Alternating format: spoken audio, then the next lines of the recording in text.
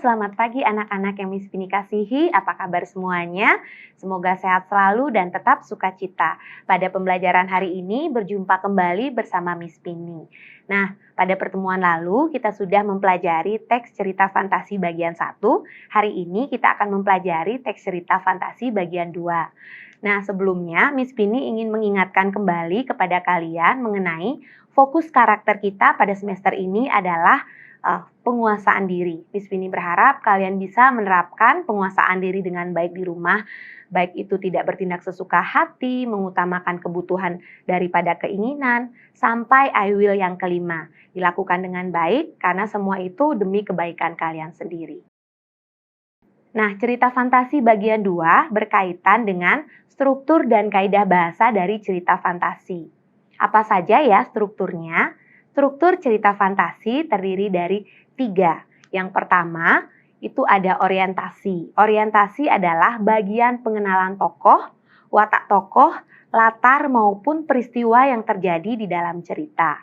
Kemudian yang kedua, komplikasi. Komplikasi adalah bagian munculnya suatu permasalahan yang dialami oleh tokoh.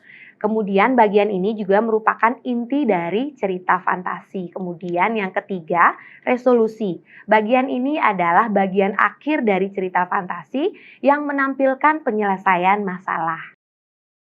Adapun ciri atau kaidah bahasa dari cerita fantasi, yang pertama, menggunakan kata ganti. Nah, kata ganti dibagi menjadi 3. Yang pertama, kata ganti orang pertama ditandai dengan kata aku, saya, hamba.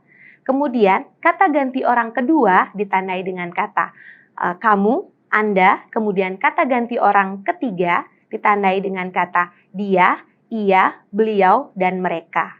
Kemudian unsur yang selanjutnya atau unsur bahasa yang selanjutnya adalah penggunaan kata yang mencerap panca indera untuk mendeskripsikan latar. Nah, di sini digunakan kata-kata khusus untuk mendeskripsikan berbagai latar, baik itu latar waktu, tempat, maupun suasana.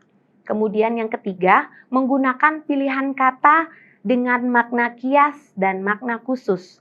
Makna kias di sini adalah kata yang memiliki pergeseran makna dari makna aslinya atau merupakan makna yang tidak sebenarnya atau sering disebut dengan makna konotasi.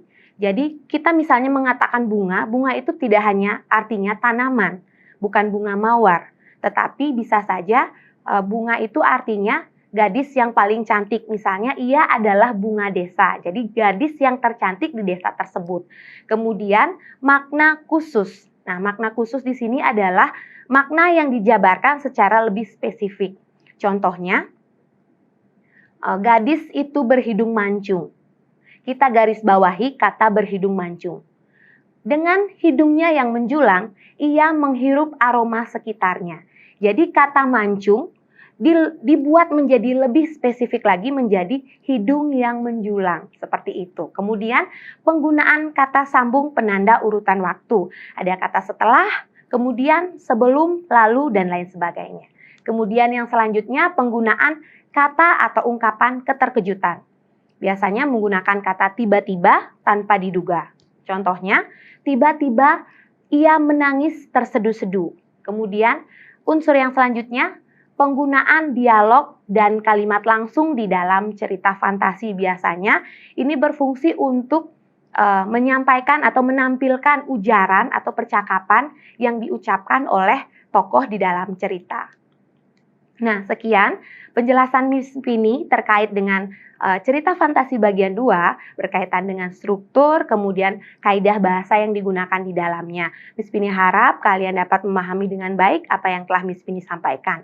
Jika dikaitkan dengan kehidupan sehari-hari atau manfaat dari cerita fantasi seperti yang Miss Pini jelaskan pada pertemuan sebelumnya, selain dapat memberikan hiburan kepada kita, menambah kosakata dan wawasan kita, cerita fantasi juga dapat kita ambil hikmahnya atau memetik pesan moral yang terdapat di dalamnya, serta kita belajar untuk melakukan segala sesuatu dengan terstruktur, kemudian belajar menggunakan bahasa yang baik dan benar, dengan siapa kita berbicara, di mana kita berbicara, dan kita tahu situasi ketika kita berbicara atau berkomunikasi.